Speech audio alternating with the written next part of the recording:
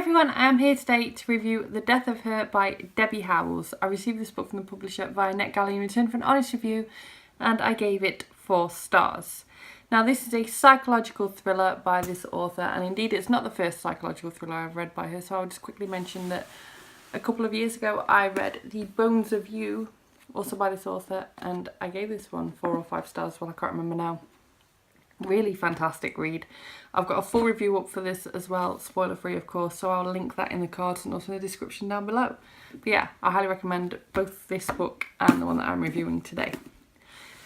So The Death of Her is a psychological thriller, as I said, and it is set in Cornwall in the UK, and the story focuses on a young woman who has been attacked and has ended up in hospital, and no one really knows who she is at first. There's no real idea who she could be. No one's sort of coming forward and saying that they know her. And so all they know is that this woman is called Evie.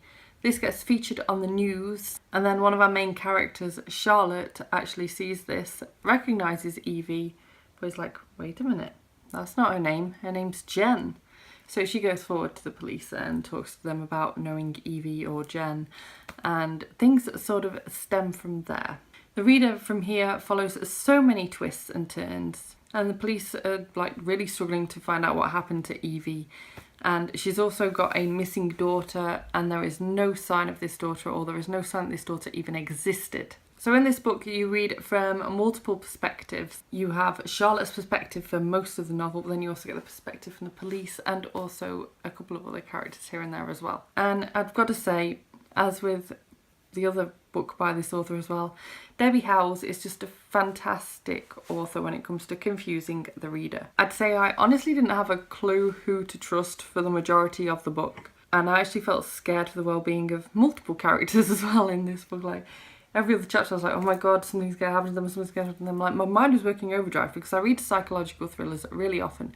So I really thought that, you know, something would happen on certain situations because it was where something stereotypically would happen, and then it didn't. And I was like, oh, okay, well we're safe. And then something tense would happen again. And then this book just throws in real curveballs. Like, there's like satanic mentions of like animals being sort of sacrificed, and perhaps people or maybe young children have been, and this all wraps up into the story as well, and it just becomes really messed up in places. Like, I was pretty grossed out on a few occasions on this book, so if you don't like, you know, blood and gore, you may want to dodge some bits of this book at the very least, or just maybe skip it. It's not highly full of that kind of thing, but there is a little bit here and there where I was like, oh, which doesn't bother me one bit, but yeah.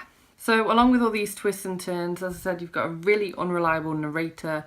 You then start to doubt anyone and everyone. You don't know who you can trust. I was buddy reading this with Aoife. Fred Weasley Died Laughing. I will link her channel in the cards and also down below. And yeah, she had very similar thoughts to me where she didn't know who to trust. We were both really confused. It was a really good book to buddy read and sort of talk about as we were reading. We were like, do you think, yeah, and like just comparing thoughts about all of it. And the mistrust definitely passes on into the characters as well, as they start being really kind of doubtful of each other, and I guess the point where characters don't even trust each other. Like, no one trusts anyone. Whether you're reading this book or whether you're a part of this book, there is such a lack of trust. I definitely loved the setting for this book. Cornwall is such a stunning place anyway, and it's a place I'm really familiar with, but on top of that it was just nice to read about somewhere with a totally different setting. The descriptions were really imaginative, and I honestly felt like I was there. It's also linked with the atmosphere. Debbie Howells is fantastic at setting the atmosphere and really, you know, getting that feeling going, getting the atmosphere really tense and just making the reader very wary. I've got a couple of negatives for this book though. One of those is that I actually managed to correctly guess a major part of the plot in terms of who the actual main perpetrator was, and also in terms of how some of it might play out. Now, this wasn't something that I came across easily, and it was something that I changed my mind on a few times, but it is all the same something that did happen. And some people don't like reading a predictable psychological thriller, but again, I wouldn't say this one was the most predictive I've ever read by miles, but all the same, if you read a lot of psychological thrillers, you might work out what is going to happen. The other downside for me was that the police, and I'd say this is my major downside actually, the police just were ridiculous in this book.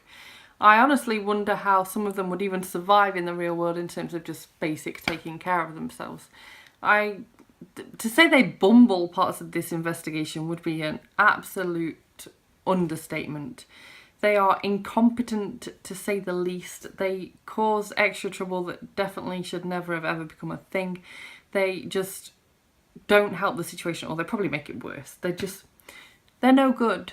They're rubbish, and it's not entirely believable that people, even higher up people in the police force, could actually be that crap at their jobs.